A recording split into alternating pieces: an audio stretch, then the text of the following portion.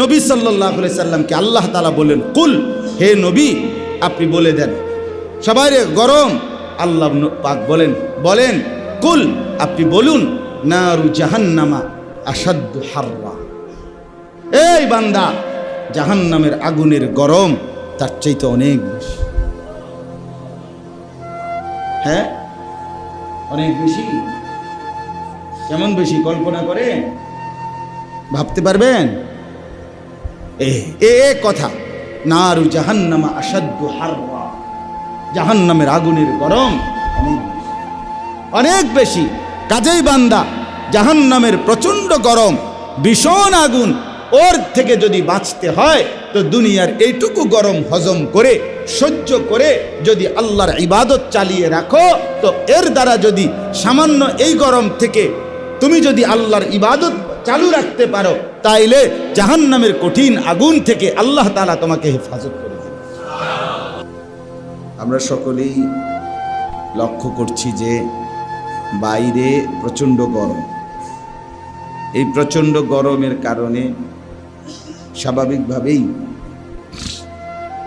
অনেকেই আমরা ইবাদত আমলের ক্ষেত্রে, জামাতে নামাজ পড়ার ক্ষেত্রে, স্বাভাবিক আমলের জিন্দেগির ক্ষেত্রে অনেক সময় অজুহাত পেশ করে যে এতটা গরম, প্রচণ্ড গরম। কিন্তু বাস্তবতা হলো নিজের জীবন সংসারের ব্যক্তিগত কোনো কাজ এই গরমের অজুহাতে কিন্তু বন্ধ নেই। বাজার বলেন, ব্যবসা বলেন, চাকরি বলেন, দুনিয়াবি উপার্জনের যাবতীয় ফিকির বলেন, কিছুই এই কারণে স্তব্ধ হয়নি, বন্ধ হয়নি, সবই চলছে। তাহলে আমাকে যেহেতু জীবনের প্রয়োজনে প্রচণ্ড গরম হলেও দুনিয়াবি সংসারের সব কিছু করতেই হচ্ছে, আখিরাতের ব্যাপারে, নিজের ইবাদত আমলের ব্যাপারে কোনো রকম অজুহাত পেশ করা গরমকে কেন্দ্র করে মনে রাখতে হবে এটা সরাসরি মুনাফিকের লক্ষণ। কিসের লক্ষণ বলেন? এই গরমকে অজুহাত বানায়। হ্যাঁ, গরম আছে, এটা ভাবতেই হবে, যেটা আছে গরম। আপনি তো ঠান্ডা করতে পারতেন, আবহাওয়া যেমন আছে এমনই, আল্লাহর ইচ্ছা যেমন। কিন্তু মনে রাখতে হবে এটাকে কোনোভাবেই অজুহাত বানানো যাবে না ইবাদতের ক্ষেত্রে, আমলের ক্ষেত্রে। এই কারণে যেন নামাজের জামাত না ছুটে, এই কারণে যেন 6 রোজা যে রাখার নিয়ত যাদের শুরু হয়েছে তো আলহামদুলিল্লাহ, যাদের হয় নাই এটা যেন ছুটে না যায়। এই কারণে আল্লাহ তাআলার ইবাদত বন্দিগি এগুলো যেন বাদ না পড়ে, এটা মনে রাখতে হবে। এখানে 2টা বিষয় আগেই হিসাব করে। 1 নম্বর কথা হলো আবহাওয়ার এই পরিবর্তন, সময়ের এই পরিবর্তন, এটা সম্পূর্ণভাবে আল্লাহ তাআলা করে থাকে। কি বল? আল্লাহ তাআলা। কুরআনুল কারীমের মধ্যে আছে ইউকাল্লিবুল্লাহুল লাইলা ওয়ান নাহার, আল্লাহ তাআলাই পরিবর্তন করে থাকেন রাত এবং দিন। তাহলে সময়ের পরিবর্তন, এই যে অবস্থার পরিবর্তন, এটা আল্লাহ তাআলা করে। দিন আসে তো রাত যায়, রাত আসে তো দিন যায়, সকাল আসে তো দুপুর আসে, বিকেল আসে, এই যে সময়ের পরিবর্তন, এটা আল্লাহ তাআলা করে। হুয়াল্লাযী জাআলাল লাইলা ওয়ান নাহারা খিলফা, আল্লাহ তাআলা বলেন তিনি আল্লাহ যিনি রাত এবং দিনকে পর্যায়ক্রমে ধারাবাহিকভাবে বানাচ্ছেন। রাত এবং দিনকে কি বানাচ্ছেন? পর্যায়ক্রমে। খিলফাতান অর্থ হল পর্যায়ক্রমে, ধারাবাহিকভাবে বানাচ্ছেন। একবার রাত তো এরপরে দিন, আবার রাত, আবার দিন। এমন হয় না যে 72 ঘন্টা শুধু দিন, সূর্য আর ডোবে না, 72 ঘন্টা রাত, সূর্য আর ওঠে না। এমন হয়েছে কি? আমাদের যারা মুরব্বী আছে তারাও কোনো বাপ দাদার আমলেও এই কথা শুনছে না, যে আমরা দাদার আমলে একবার এই যে রাত শুরু হইল আর তো শেষ হয় না। হ্যাঁ, তো আখিরাতের হালাত হবে, লম্বা সময় এক হালাতে পড়ে থাকতে হবে। দুনিয়ায় আল্লাহ তাআলা তার কুদরতি নিজামে আল্লাহ তাআলা বলেন যে তিনি রাত এবং দিনকে পর্যায়ক্রমে আনতেছেন, বানাইতেছেন। এখন প্রশ্ন হলো, এই যে রাত এবং দিন কেন বানাচ্ছে? এই যে বাই সিরিয়াল পর্যায়ক্রমে, তা আল্লাহ তাআলা নিজেই সেটা বলছেন ওই আয়াতে, যে আমি এই রাত এবং দিনকে পর্যায়ক্রমে কেন বানাচ্ছি। লিমান আরাদা আন ইয়াযাক্কারা আও আরাদা শুকুরা, এই কথাটা গুরুত্বপূর্ণ। আল্লাহ তাআলা বলে দুইটা উদ্দেশ্যে আমি রাত বানাই, দুইটা উদ্দেশ্যে দিন বানাই। রাতের পরে দিন, দিনের পরে রাত, সময়ের এই পরিবর্তন, অবস্থার এই পরিবর্তন আমি করে থাকি দুই উদ্দেশ্যে। এক নম্বর, লিমান আরাদা আন ইয়াযাক্কারা, যে চায় আল্লাহ তাআলাকে স্মরণ করতে। আল্লাহর স্মরণ, আল্লাহর ইবাদত, আল্লাহর বন্দিগি, আল্লাহকে স্মরণ, আল্লাহর জিকির, এটা যে করতে চায় তার জন্য। রাত না আসলে মাগরিবের ওয়াক্ত হবে কি? রাত না আসলে এশার ওয়াক্ত হবে কিভাবে? রাত না আসলে তাহাজ্জুদের ফজিলত, এই রাত গভীরের নামাজের মর্যাদা কোত্থেকে?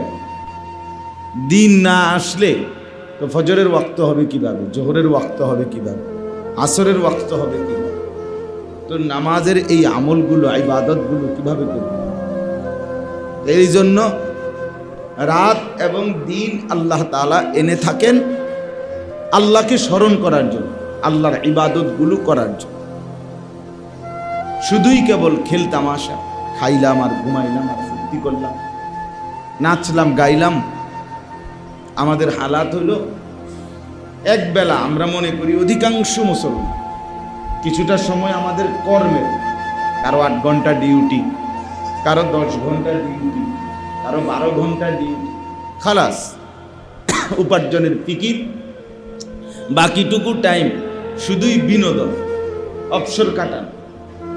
এই অফিস টাইম অফিস করছে, বা একটা নির্দিষ্ট টাইম ব্যবসা করতেছে, চাকরি বাকরি যে যেটাই করতেছে, এটা এক অংশ।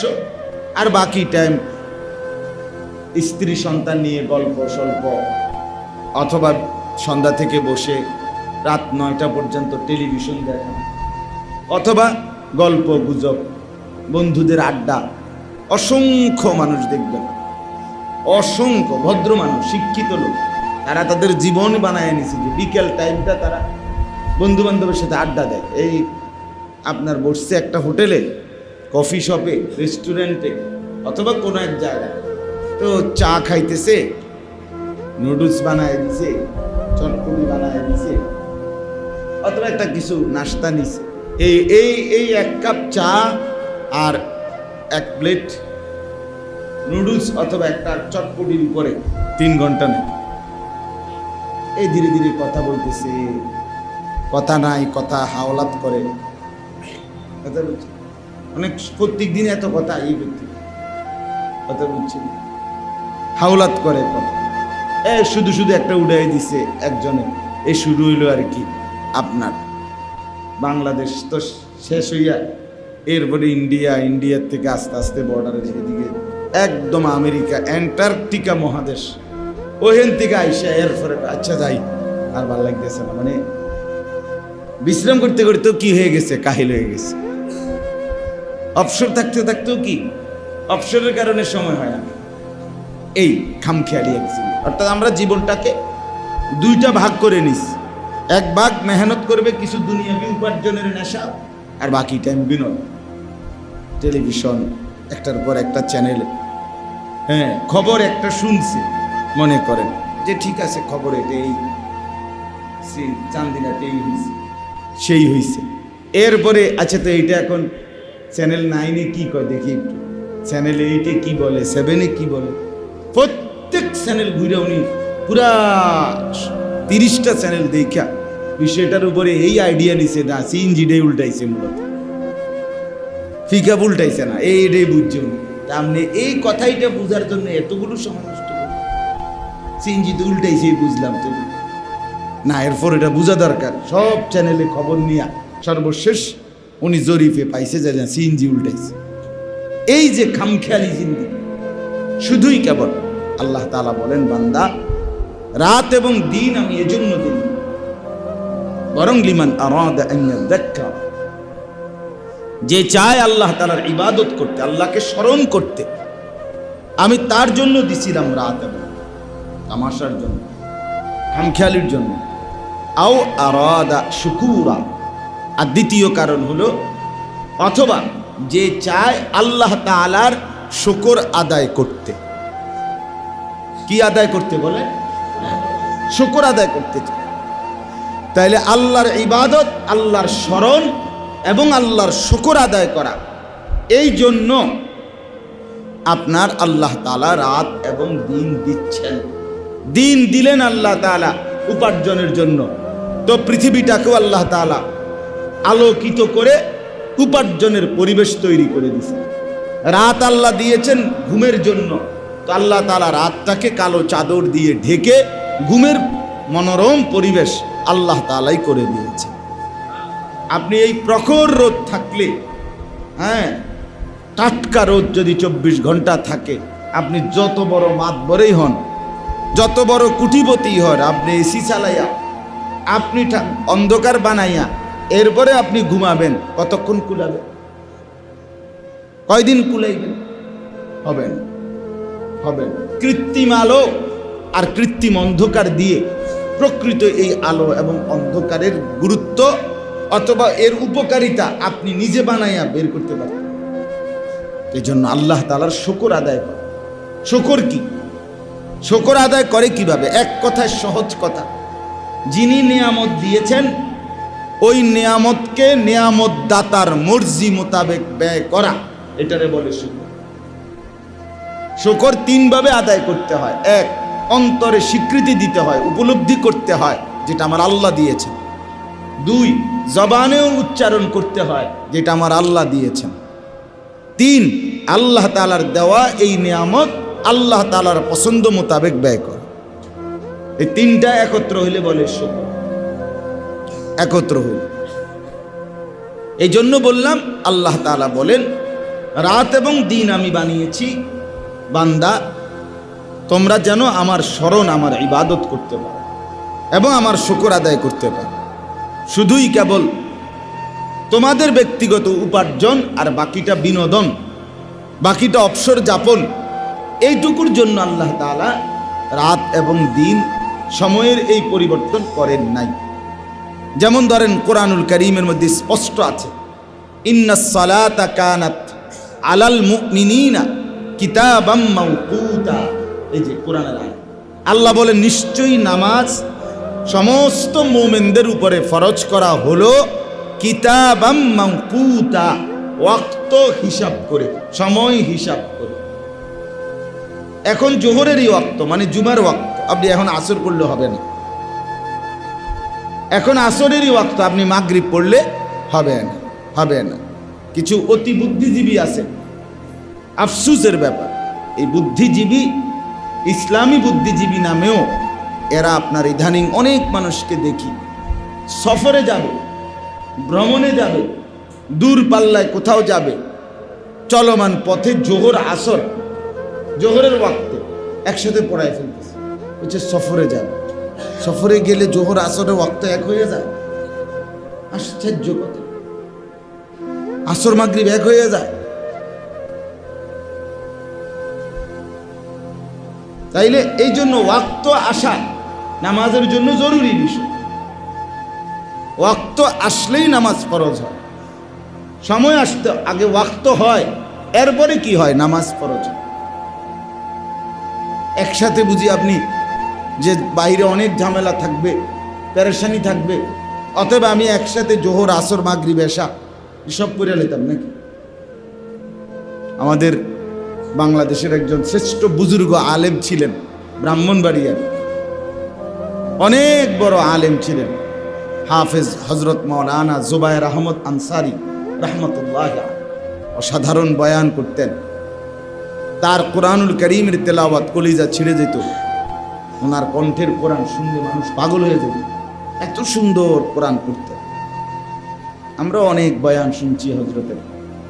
অসুস্থ ছিলেন, অনেক দিন অসুস্থতার পরে ইন্তেকাল করছিলেন। তো উনি একদিন মজা করে বলছিলেন যে এক ভাতিজা, তার চাচার ঘর আর ভাতিজার ঘর পাশাপাশি। উনি সুন্দর সুন্দর ছোট ছোট গল্প বলতেন। তো রাত্রের 10টা-11টার পরে ভাতিজা শুনতেছে যে চাচায় ঘরের মধ্যে নামাজ পড়ে। এখন একটু পরেই চাচা একামত দেয়, নিজে একামত দেয়, নিজে আবার নামাজ কাদ কামাতিস সালাহ, কাদ কামাতিস সালাহ কইছে যে কয়েক। এখন ভাতিজা খেয়াল করলো যে কি একামত তো দিল মনে হয় 5-6 বার। তাই নামাজ যদি পড়ে এশা বা মাগরিব যেটাই পড়ুক, তো একামত দিবে কয়বার? একবার। 4-5 বার দিল কেন? একটু পর ভাতিজা গিয়ে চাচারে বলছে যে চাচা ঘটনা কি নামাজ পড়লেন যে একটু পর কাদ কামাতিস সালাহ, কাদ কামাতিস সালাহ কইলেন? এটা কয়বারের এই একামত দিলেন, কি করলেন? তখন ওই চাচা বলছে গো ভাতিজা, এই যে সকাল ভোরে ফজরের আগে এই সময় যে খেতে গেছি কাজ করতে, আর একটু আগে আইছি, ফজর জোহর আসর মাগরিব এশা কোনোটাই পড়বার সময় পাই নাই, সব দিয়ে এক লগে বাই সিরিয়াল করছি। এই জন্য আলাদা আলাদা একামত দিছি যে এই জন্য বারবার তুমি কাদ কামাতিস সালাহ শুনছো একটু পর। তো এরকম কাদ উনি বললেন যে এরকম আপনি আপনার কাজের কারণে আপনি 5 ওয়াক্ত নামাজের বুঝি এক করে ফেলবেন, এটা বুঝি কথা বলি। এই জন্য এটা খেয়াল করবেন। আমার বাপ একটা জরুরি কথা মনে রাখবেন, আমি আগেও বলছি, প্রথম দিনও মনে হয় বলছি, আজকেও আবার বললাম, কথার প্রসঙ্গে বললাম, আপনি অবশ্যই কোনো মাসআলা, দ্বীনি কোনো বিষয়ের ফতোয়া, বিষয়টাকে খামখেয়ালি মনে করেন।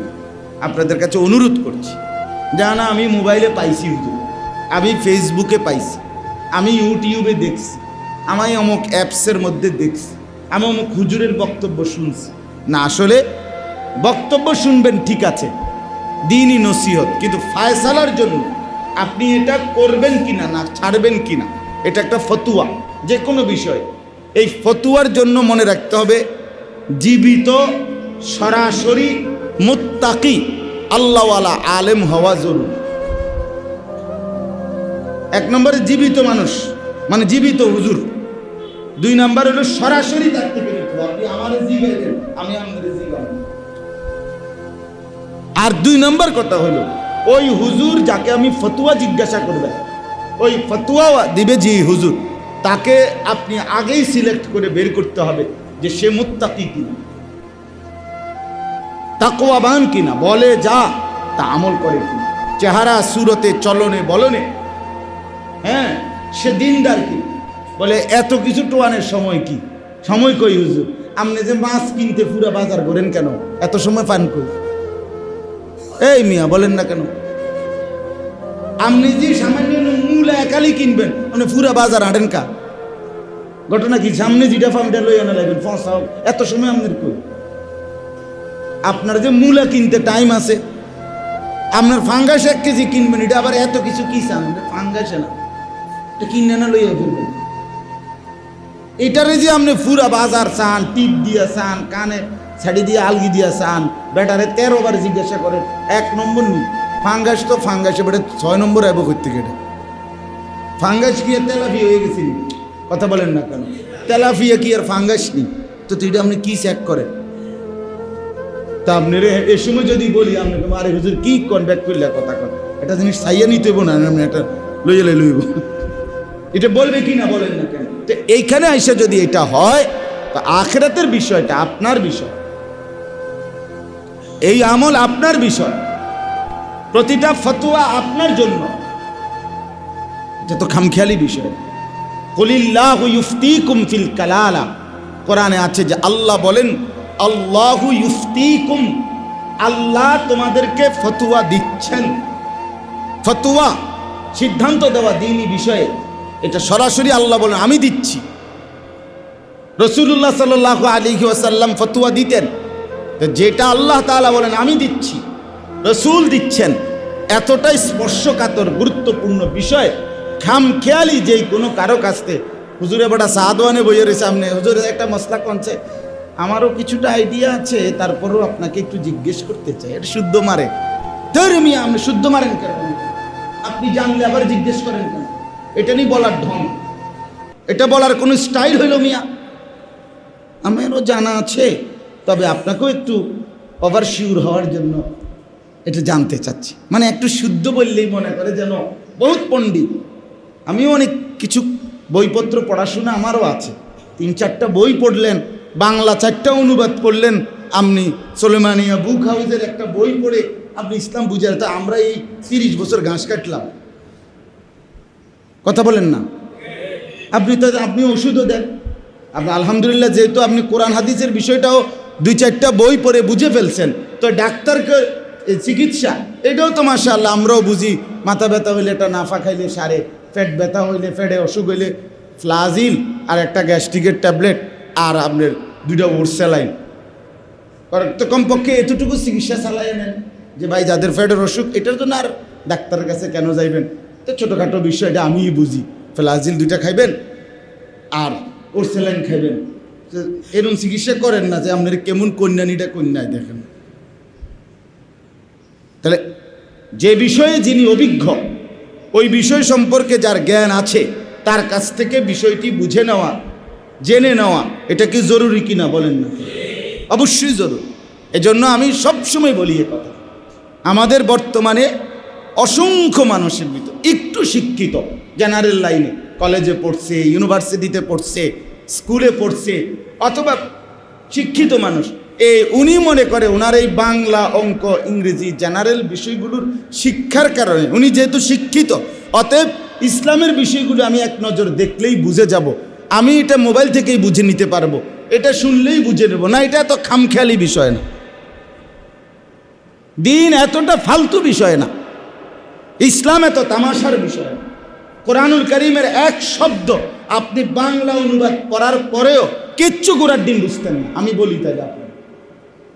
আপনি বাংলা অনুবাদ পড়ার পরেও রাসূলুল্লাহ সাল্লাল্লাহু আলাইহি ওয়াসাল্লামের হাদিসের ব্যাখ্যা আপনি বুঝতেন না, আমি বললাম। আপনি তর্ক করলে আইয়ে বসেন, আমি বুঝাই জুমার পরে বলেন, তর্ক করলে আমি তর্ক করতেও রাজি, যে না আমি যে কোনো কথা আপনি বুঝতেন না। একই হাদিসের মধ্যে একই পৃষ্ঠায় বিশুদ্ধ হাদিস, নবী সাল্লাল্লাহু আলাইহি ওয়াসাল্লাম বলছেন, তোমরা তাওয়াদ্দাউ মিম্মা মাসসাতিন নার, যে কোনো রান্না করা খাবার খেলে, যদি রান্না করা খাবার মানে যে জিনিস চুলায় রান্না হয়েছে, যেটাই হোক, সেটা একটা আপনার বিস্কিট হোক, এটাও তো রান্না করা, অর্থাৎ চুলায় করে প্রসেসিং করা। তাই এই রান্না করা যেই কোনো খাবার খেলে তোমরা অজু করো, অর্থাৎ এই কারণেই অজু ভেঙে যায়। হাদিস একেবারে বিশুদ্ধ হাদিস, সহিহ হাদিস। আবার এরপরেই হাদিস আছে, আম্মা জান আয়েশা রাদিয়াল্লাহু তাআলা আনহা বলেন, রাসূলুল্লাহ সাল্লাল্লাহু আলাইহি ওয়াসাল্লাম আকালা কাতিফা শাতিন, বকরির ভুনা রানের গোশত আর কি, ভুনা মানে রান্না করা, ভুনা হয় কেমনে, রান্না করা কিনা, খেলেন। ফাসাল্লা ওয়ালাম ইয়াতাওয়াদ্দা, অতঃপর নবীজি নামাজ পড়লেন, কিন্তু কি করলেন না, অজু করলেন না। কথা বুঝছেননি আমার কথা? তাহলে এই মাত্র নবীজির হাদিস কি পড়লেন, রান্না করা খাবার খেলে কি করো। এখন কি শুনলেন, নবীজি ভুনা গোশত খেলেন, অথচ কি করলেন না। এখন আপনি সমাধান বলেন, আপনি বলেন এখন কি করব। আমি আপনার জানতে চাই, দুলুল ভাই কোন বেটা সেক্রেটারি জন, বেটা কোন না, মা তো উনি সেক্রেটারি না, বলুন আপনি কোন, এখন কি করতে কোন না ভাই, এখন কি করুন, আপনি ফয়সালা দিতে পারবেন এটা, আপনি বুঝবেন এটা তো, এটা তো হাদিসের তরজমা ঠিক, অনুবাদ তো ঠিক আছে, সবই তো ঠিক আছে। এখানে একই পৃষ্ঠায় হাদিস, একই সাথে দোনোটাই সহিহ হাদিস, বিশুদ্ধ হাদিস। আপনি পারতেন না, এটা সমাজে বুঝতেন না, আপনি বুঝতেন না। রাসূলুল্লাহ সাল্লাল্লাহু আলাইহি ওয়াসাল্লাম বলছেন, লা সালাতা লিমান লাম ইয়াকরা বিফাতিহাতিল কিতাব, সূরা ফাতিহা যে পড়ে না তার নামাজ হয় না। নবীজি সাল্লাল্লাহু আলাইহি ওয়াসাল্লাম বলছেন, মান কানা লাহু ইমামুন ফাকিরাআতুল ইমামে কিরাআতুন লাহু, যার ইমাম আছে তার ইমাম সাহেবের কেরাত এটাই তার মুক্তাদির কেরাত। এখন আমি জানতে চাই যে ওইখানে তো বললেন সূরা ফাতিহা না পড়লে হাদিস নামাজ হবে না, এখানে তো আবার বললেন যে ইমাম সাহেব কেরাত পড়লে মুক্তাদির কেরাত হয়ে যায়। এখন কি করবেন? এখন কি করা উচিত? আপনি ফয়সালা দেন। দুটোটার তর্জমা শুনাইলাম, আপনার না পণ্ডিত, আপনি তো শুদ্ধ কথা কোন এখন শুদ্ধতে বলেন শুদ্ধ বাতার সমস্যা নাই, আমি বুঝাইতে চাইতেছি আপনি পণ্ডিতি করলেন কেন? এরকম অসংখ্য বিষয় আছে, অসংখ্য। বুখারীর হাদিসের মধ্যে আছে সাহাবীরা এসে মসজিদের নববীতে নবীজির কাছে, সাহাবীদেরা পরে যারা আসতেন তারা জিজ্ঞেস করতেন ওই আগের সাহাবী যারা নামাজে পড়তেছে নবীজির কয় রাকাত হয়েছে, জিজ্ঞাসা কয় রাকাত।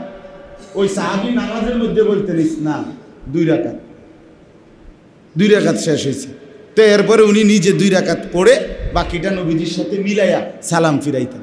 হ্যাঁ, তো করেন, এই আমল করেন, কথা বলেন না কেন? এটা হাদিস, সহিহ হাদিস। নামাজের সময় জিগাইবেন যে ভাই কয় রাকাত হয়েছে, জিগাবেন তো,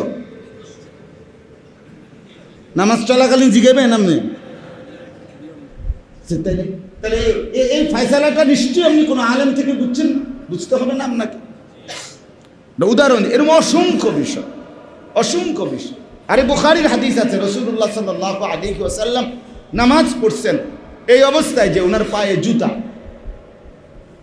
ওনার পায়ে কি ছিল? সাহাবায়ে কেরামের পায়েও জুতা ছিল। তো নবীজি জুতা খুলে ফেললেন, সাহাবীরাও জুতা খুলে ফেললেন। তো আপনি পড়েন, জুতা পরিধান করে আসেন মসজিদে ঢোকেন।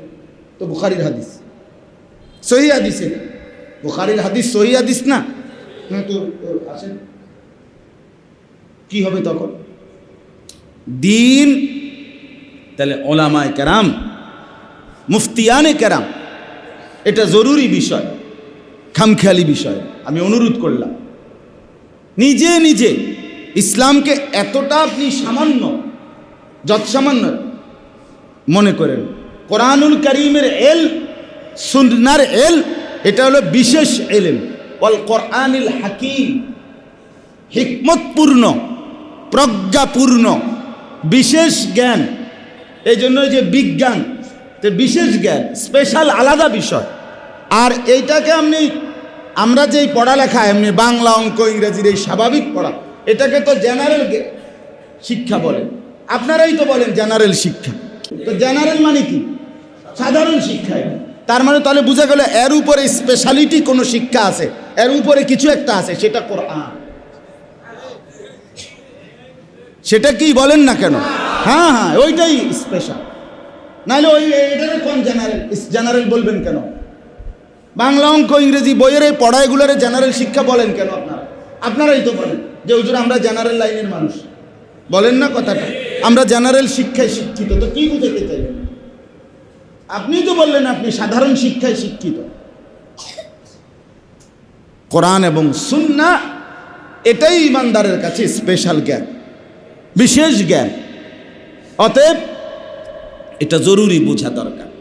দিন জীবন্ত, সরাসরি মুত্তাকি, জীবিত সরাসরি মুত্তাকি। ব্যক্তির অবস্থা অনুপাতে ফতুয়া ভিন্ন হয়। কথা বুঝছেন কিনা বলেন? এটা খেয়াল করতে হবে। এটা আমরা মাসআলার ক্ষেত্রে কি বলি, খেয়াল করি। সবাই 40 বছরের বয়স্ক মানুষ তার ফতুয়া, আর 20 বছরের যুবকের জন্য ফতুয়া এক কথা না। কথা বুঝছেন? আমার একজন বয়স্ক জিজ্ঞেস করেন, হুজুর আমার একটা আমল বলে দেন যেটা আমার আখেরাতে অনেক উপকার হবে। আমি ওনারে বললাম, মনে করেন আপনি সারাক্ষণ আল্লাহ পাকের তাসবিহ পড়ুন। কারণ আমি জানি উনি বয়স্ক মানুষ। একই লোক, এই ছেলেটা আমারে বলল, হুজুর আমার একটা আমল বলে দেন যেটা আমার আখেরাতে ভীষণ উপকার হবে। আমি তারে বললাম, সর্বদা চোখের হেফাজত করবা, কোনো ভিন নারীর দিকে তাকাইবা না। আপনি বলেন এটার উদ্দেশ্যের মধ্যে ভিন্নতা আছে না? ওনারা যেই কারণে বলছি তাসবিহ পড়বা, পড়বেন, কারণ ওনার বয়সের তারতম্যের কারণে।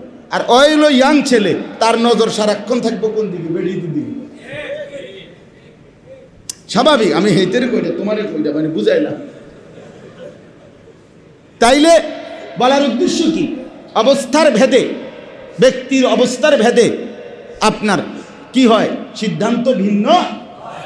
তাহলে ফতোয়া এটা শুধু কেবল মোবাইল থেকে দেখে, ফেসবুক থেকে দেখে, ইউটিউব থেকে দেখে, বাংলা অনুবাদ পড়ে আপনি বুঝতেন, আপনি বুঝবেন।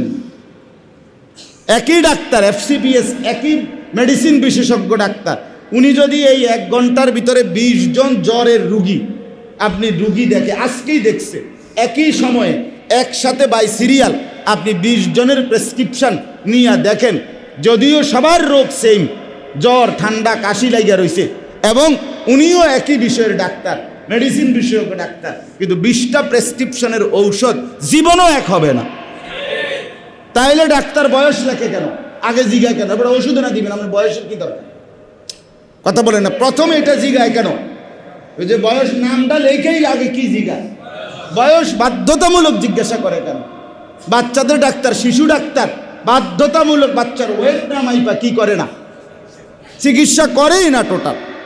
আগে প্রথম দায়িত্ব, যে আমি কুমিল্লা ক্যান্টনমেন্টের আমাদের ডাক্তার মিজান সাহেব, ও রুগী নিলেই উনি শিশু বিশেষজ্ঞ ডাক্তার, আগে ওয়েট মাপাইয়া ওইটা ওরা লেখা দেয়, এরপরে এই কাগজটা টোকেন এটা নিয়ে কি করতে হয় ওনার কাছে ঢুক। এটা গুরুত্বপূর্ণ বিষয়, বয়স এবং ওয়েট, ওজনটা। তাইলে এই জন্য আমি কথাটা লম্বা করলাম, আমরা প্রত্যেকেই এটা খেয়াল করতে হবে। দিন শিখতে হয়, ওলামায়ে কেরামের কাছ থেকে সরাসরি জানতে হয়। ইসলাম কোনো খামখেয়ালি বিষয় না। ওযু, নামাজ, রোজা, জিকির, তেলাওয়াত, দ্বীনি ফাজাইল, মাসাইল, দ্বীনের বিষয়ে ফতোয়া, আপনার একটু ভুলের জন্য হতে পারে আপনার 40 বছরের নামাজ বেকার। আপনি একটু জানলে সুন্নতের সওয়াব পাইতেন, আপনি খামখেয়ালি করছেন। নামাজে একামত যখন দেয়, তখন একামত অবস্থায় নামাজের মধ্যে দাঁড়াইয়া এইভাবে হাত রাখা, এমনি ধরে রাখা, এটা সম্পূর্ণ সুন্নতের খেলাফ। সুন্নাত হইল নবী সাল্লাল্লাহু আলাইহি ওয়াসাল্লামের হাত 2 দিকে ছড়াইয়া রাখা একামত চলাকালে। তো মনে করেন এটা কি খুব ভারী কোনো কাজ ছিল? এই কামটা কি খুব কঠিন কোনো কাম ছিল? কিন্তু আপনি যদি এটা জানতেন, বুঝতেন, তাহলে আপনি সারা জিন্দেগি সুন্নত আদায়ের এই সওয়াব পাইতেন না। তো নামাজের মধ্যে যদি পিছন দিয়া দুই পাও কিছুক্ষণের জন্য উঠে যায়, এই পায়ের তালু দোনোটাই যদি উঠে যায় নামাজের মধ্যে, তো মনে করেন সেজদা দিতে গিয়ে দোনো ঠ্যাং উঠে গেছে, আপনার নামাজ বাতিল। সৌ সেজদা দিলেও হবে না। কিয়াম ছুটে যাওয়া, নামাজের দাঁড়ানো ছুটে গেলে ফরজ কি হয়ে যায়? ছুটে যায়। আর ফরজ বাদ দিলে, ফরজ যদি কারো ছুটে যায় তাহলে সহু সেজদা দিলেও হয় না। ওয়াজিব ছুটে গেলে কি দিতে হয়? বুঝছেন না? মনে করেন তো আপনার নামাজটা হলো তো হয়েছে না। তাহলে আপনি কেমনি বুঝবেন? আপনি জিন শিখতে হবে, আবার দেখাইতে হবে, আবার দেখাইতে হবে। আমার বাপ, এখানে শুধুই কেবল ভদ্রতা, অথবা শুধুই কেবল লুকোচুরি, অথবা শুধুই কেবল নিজেকে অহংকার, যা এগুলো ছোটোখাটো বিষয়, এই সমস্ত বিষয় হুজুরদেরকে আর জিজ্ঞেস করবে কে? এটা করে নিলেই তো হলো। জি না করে নিলেই হলো না। কথা বলেন না কেন? এটা করে নিলেই হলো না। এটা দ্বীন, এটা গুরুত্বপূর্ণ। এটা অজু হোক, সামান্য অজু না, অজু সামান্য না। আপনি অজুকে সামান্য মনে করেন না। রাসূলুল্লাহ সাল্লাল্লাহু আলাইহি সাল্লাম বলেন, বান্দা যখন অজু করে তো অজুর প্রতি ফোঁটা থেকে তার গুনাহগুলো আল্লাহর রাসূল বলছে ঝরে পড়ে। তাইলে হাত্তা মিন তাহতা ইদফারি আদফারিহি, তার আঙ্গুলের নখের, এই নখের মাঝ দিয়েও আপনার গুনাহ ঝরতে থাকে। আমরা খামখেয়ালি মনে করছেন? রাসূলুল্লাহ সাল্লাল্লাহু আলাইহি সাল্লাম বলেন, যে ব্যক্তি গরমে ঠান্ডায় সর্বাবস্থায় ভালোভাবে অজু করে, কষ্ট হলেও ভালোভাবে অজু করে, ইসবাগুল wudu'ে আলাল মাকারি, প্রচণ্ড শীত ঠান্ডার মধ্যেও কষ্ট করে অজু করে, রাসূল সাল্লাল্লাহু আলাইহি সাল্লাম বলেন যে আল্লাহ তাআলা তাকে যুদ্ধের ময়দানে মুসলমানদের সীমান্ত প্রহরা দিলে যেই নেকি, ওই নেকি দান করে। এই যে বিজিবি বর্ডার গার্ডের যেই দায়িত্ব, সীমান্ত প্রহরার, মুসলিম সীমান্ত প্রহরার সওয়াব দান করুন। আপনি এটা ছোট মনে করে ফেললেন ওযুটারে।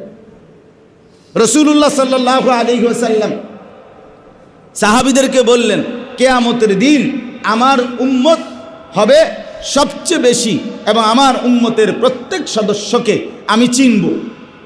আমার ঈমানদার উম্মতকে আমি কি করব? চিনব।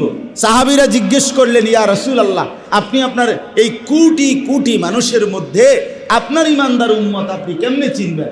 রাসূলুল্লাহ সাল্লাল্লাহু আলাইহি ওয়াসাল্লাম বলেন, আমার উম্মতের ঈমানদাররা নিয়মিত যে ওযু করত, এই ওযুর জায়গাগুলো ওযুর কারণে কিয়ামতের ময়দানে একবারে মণি মুক্তার মতো উজ্জ্বল হয়ে আলোকিত হয়ে ঝলঝল করতে থাকে। আমি সেটা দেখে দেখে চিনব, এটা আমার গুররাম মুহাজ্জালিন বিআথারিল ওযু। তো ওযু খামখেয়ালি কতগুলো ফজিলত এটার সাথে সম্পৃক্ত, এটা কি শিখতে হয় না? বলেন কয়জনে শিখছেন? বলেন ইনসাফের সাথে বলেন। একজন হক্কানি আল্লাহওয়ালা আলেম থেকে ওযুটা দেখাইছেন, হুজুর আমার ওযুটা একটু দেখেন। আমি তো আল্লাহর কসম করে বলি, আজ থেকে 5 বছর আগেও, 4 বছর আগেও, 3 বছর, এখনো প্রতি বছর, এখনো এই বয়সে আইসাও প্রতি বছর আমার খুলনার হজরত, বাংলাদেশের অন্যতম একজন বুজুর্গ আরেফ বিল্লাহ হজরত মাওলানা মুফতি নুরুল আমিন সাহেব হজরতের কাছ থেকে সরাসরি আমরা ওযু শিখছি, এখনো শিখতে থাকছি, এখনো শিখতেছি, এখনো শিখতেছি। হজরত তার খানকায় সরাসরি বিভিন্ন মাহফিলও অনেক সময় বালতি আইনা রুমাল দিয়া শরীর ঢাইকা, মানে এ সাইডে ঢাইকা বালতি দিয়ে আইনা ওযু করে মগ দিয়ে ডাইরেক্ট দেখায়, ওযু করে দেখায়, শেখায় যে ভাই এটা শিখতে হয়, দিন শিখতে হয়। যে যাই হোক, আমি ওই কথার থেকে চলে গেছিলাম যে আল্লাহ তাআলার শুকর আদায় করা, আল্লাহ তাআলার দেওয়া নিয়ামত আল্লাহ তাআলার মর্জি মোতাবেক ব্যয় করা, এটাকেই বলা হয় শুকরের প্রকৃত কি হাকিকত। অর্থাৎ শুকর আদায় করলেন কিনা আপনি, এটা বোঝা যাবে আপনি বিড়ি খাইতে খাইতে, সিগারেট খাইতে খাইতে, টেলিভিশনে চাইতে চাইতে আরেকজনরে বলতেছেন গপ মারতে মারতে, আল্লাহ তাআলা দিছে আমারে ভাই, অনেক কিছু দিছে, আল্লাহর রহমত, আলহামদুলিল্লাহ, আলহামদুলিল্লাহ। এই বিড়ি খাই না আলহামদুলিল্লাহ, সিগারেট খাই না আলহামদুলিল্লাহ, এগুলো তো তামাশা করলেন, এটা রবের সাথে এটা তামাশা করলেন, আল্লাহ তাআলার দেওয়ার সাথে এটা আপনি মস্কারি করলেন, এটা ইনসাফ হইল? আল্লাহ তাআলা আমাদেরকে বুঝ দান করেন। তাইলে ওই আবার পেছনের কথায় আসেন। আমি বলছিলাম, যে কথার থেকে শুরু করছিলাম, সময়ের যে কোনো হালাত, প্রচণ্ড গরম এখন, এই কথার থেকে গেছিলাম আমি। এই প্রচণ্ড গরমের ভিতরেও সাংসারিক জীবনের, ব্যক্তিগত জীবনের কি বাদ গেছে? বাজার বন্ধ, ব্যবসা বন্ধ, রাতের ঘুম বন্ধ, স্ত্রী পরিজনের সাথে সময় দেওয়া এটা বন্ধ, চাকরি বন্ধ, তো নির্বাচনী প্রচারণা বন্ধ, তো নামাজ বন্ধ হবে কেন? নামাজ ছুটবে কেন? এই গরমে বুঝি মানুষ মসজিদে যায়, তো কোন গরমে যায় আপনি কোন? এটা কোন বছর মানুষ মসজিদে যাবে বলেন? এই জন্য কোনোভাবেই এই প্রচণ্ড গরমের ভেতরেও এক ওয়াক্ত নামাজ, একটি ইবাদত খামখেয়ালি করলে হবে। বলেন ইনশাআল্লাহ।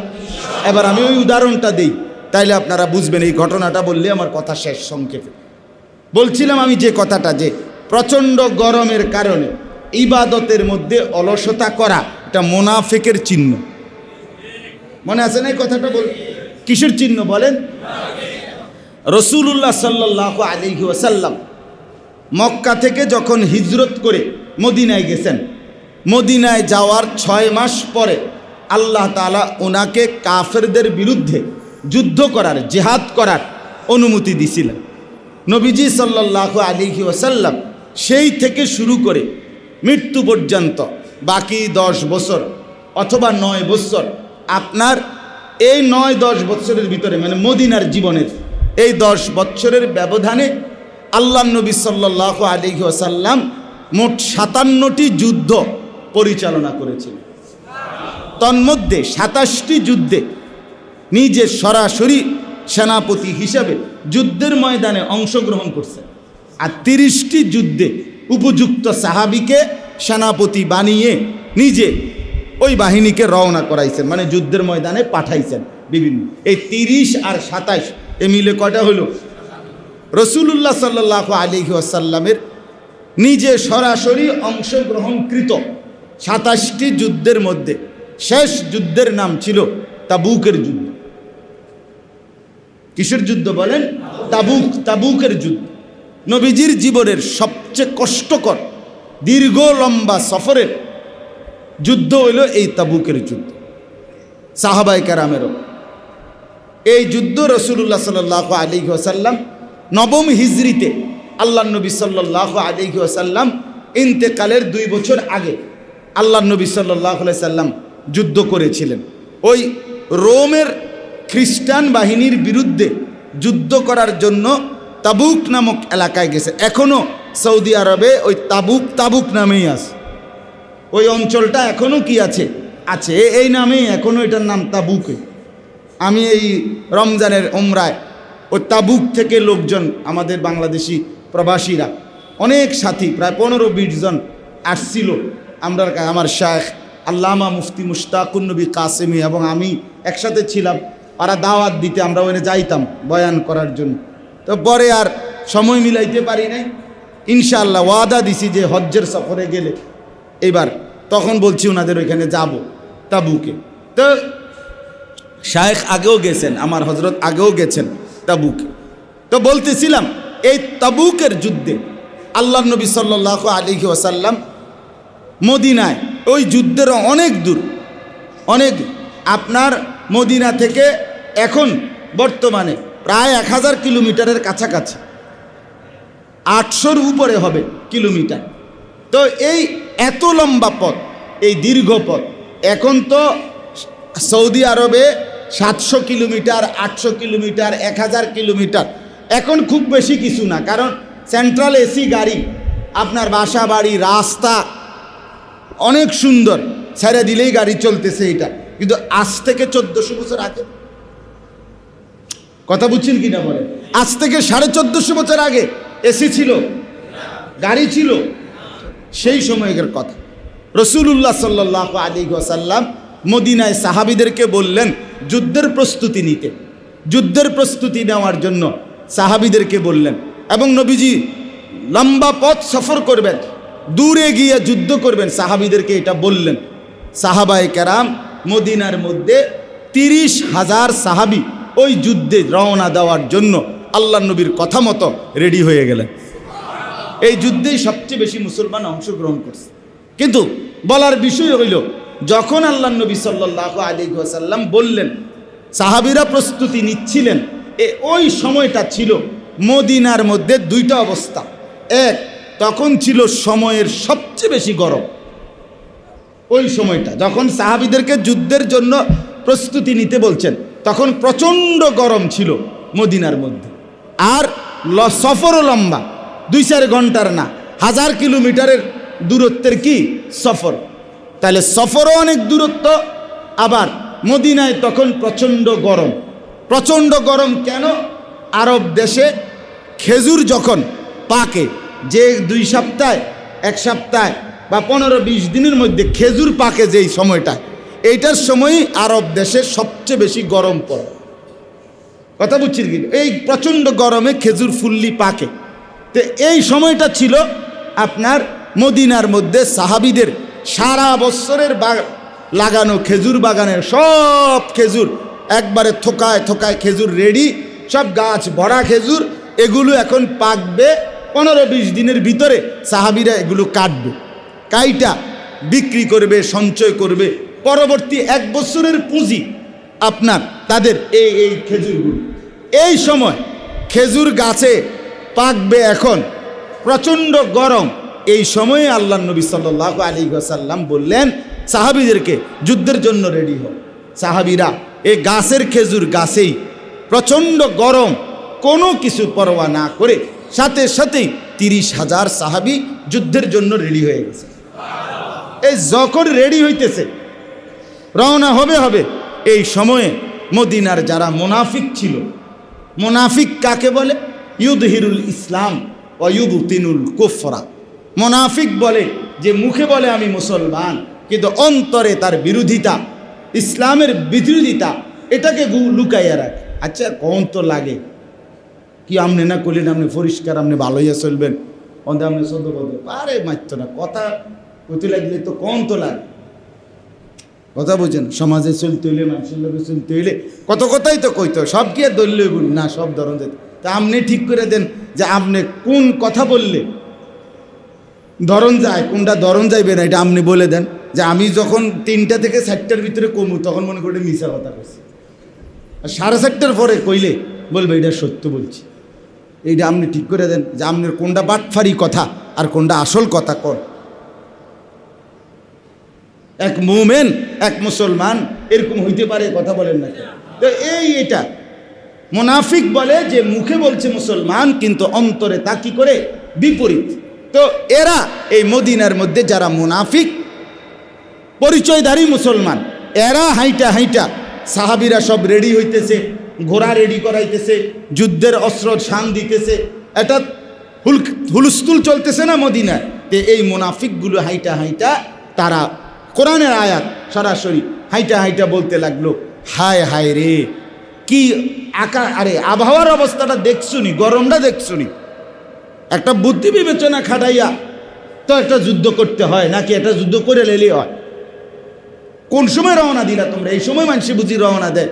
এ তো তোমরা তখনকার সময় আমরা কিতাবে পড়ছি, মদিনা থেকে সাহাবিদেরকে নিয়ে আল্লাহ নবী সাল্লাল্লাহু আলাইহি সাল্লাম 15 দিন, মোট 17 দিন বা 15 দিন আপ ডাউন করতে সময় লাগছে এই তাবুকের যুদ্ধ। তো এই মুনাফিকরা হাইটা হাইটা বলতেছিল লা তানফিরু ফিল হার, এই কোরআনের আয়াত এটা, তোমরা এই গরমের মধ্যে কোনোভাবেই বের হইও না। এই গরমে তোমরা যুদ্ধে, তোমরা ক্যান্টনমেন্ট যাওয়া তো দূরে থাক, নিমসার কোরফাই থাকতে তো সব কাইতেই যাবে, ঠিক না? মানে এতটা গরমে তোমরা সব তো করবা, মরে যাইবা, কাজে এই গরমে বের হইও না। এই তাইলে প্রচণ্ড গরমে আল্লাহর রাস্তায় যুদ্ধের জন্য বের হইও না, ইবাদতের জন্য বের। জিহাদ, আল্লাহর রাস্তায় যুদ্ধ, এটা ইবাদত কিনা? কথা বলেন না কেন? এটা ইবাদত কিনা? ইবাদত, ইবাদত। এটাকে শুধু কেবল আপনি মিথ্যা অপপ্রচার দিয়ে, ইউরোপীয় কথা বলে আপনার বেঈমান মুশরিকরা একদম ভুলাইয়া দিলে কশ্চিন কালেও ইসলামের জিহাদ, ইসলামের যুদ্ধ, আল্লাহর জন্য জানবাজি রাখার সংগ্রাম, এটা বন্ধ হয় না। হ্যাঁ, আপনারা যেই সমস্ত মানুষের জানমাল নিরাপত্তা নিয়ে ভাবে, ওরা ওলামায়ে কেরাম থেকে বলে নেক, শুনে নেক যে আপনারা বলেন ইসলামে জিহাদ কি, এটার প্রকৃত অর্থ কি, তো এরপরে বলেন যে অমুক হক্কানি রব্বানি আল্লাহওয়ালা মুত্তাকি দিনদার আলেম প্রকাশ্যে মাহফিলে, বয়ানে, মসজিদে অমুকখানে বলছে, নিজ অনুসারী বা উপস্থিত শ্রোতাদেরকে আপনারা গিয়া আদালত ভবন উড়ায় দিবেন, আপনারা গিয়া ওইটা উড়ায় দিবেন, এটা বলছে কোন হুজুরে? আপনি সেটা বলেন, কথা বলেন না কেন? তাহলে আপনি অনর্থক মিথ্যা কথাকে আপনি সমস্ত আলেমদের উপরে, হুজুরদের উপরে চাপাই দিবেন কেন? কথা বলেন না কেন? চাপাই দিবেন কেন? এটা অন্যায় কথা। তাহলে এই জন্য আপনার এই মুনাফিকরা বলল যে গরমের মধ্যে তোমরা বের হইও না, এই শেষ কথাটা হইল। তখন আল্লাহ তাআলা কোরআনুল কারীমের মধ্যে এই মুনাফিকদের আচরণের জবাবে আল্লাহ একটা কথা শুধু বলছে, এটা এখন আমাদের জন্য সবক। আপনারাও এটা শুধু শুনেন, এই কথাটা বলার জন্য এতগুলো কথা বললাম। নবী সাল্লাল্লাহু আলাইহি সাল্লামকে আল্লাহ তাআলা বলেন, কুল, হে নবী আপনি বলে দেন সবাই রে গরম। আল্লাহ পাক বলেন কুল, আপনি বলুন, নারু জাহান্নামা আসাদ্দু হাররা, এই বান্দা জাহান্নামের আগুনের গরম তার চাইতে অনেক বেশি। হ্যাঁ, অনেক বেশি। কেমন বেশি কল্পনা করে ভাবতে পারবেন? এ কথা, নারু জাহান্নামা আসাদ্দু হাররা, জাহান্নামের আগুনের গরম অনেক বেশি, অনেক বেশি। কাজেই বান্দা জাহান্নামের প্রচণ্ড গরম, ভীষণ আগুন, ওর থেকে যদি বাঁচতে হয় তো দুনিয়ার এইটুকু গরম হজম করে সহ্য করে যদি আল্লাহর ইবাদত চালিয়ে রাখো, তো এর দ্বারা যদি সামান্য এই গরম থেকে তুমি যদি আল্লাহর ইবাদত চালু রাখতে পারো, তাইলে জাহান্নামের কঠিন আগুন থেকে আল্লাহ তাআলা তোমাকে হেফাজত করে দিবে। এজন্য রাসূলুল্লাহ সাল্লাল্লাহু আলাইহি ওয়াসাল্লাম বলেন, ইন্না শিদ্দাতাল হাররি মিন ফাইহি জাহান্নাম ফাআবরিদহা বিসসালাম।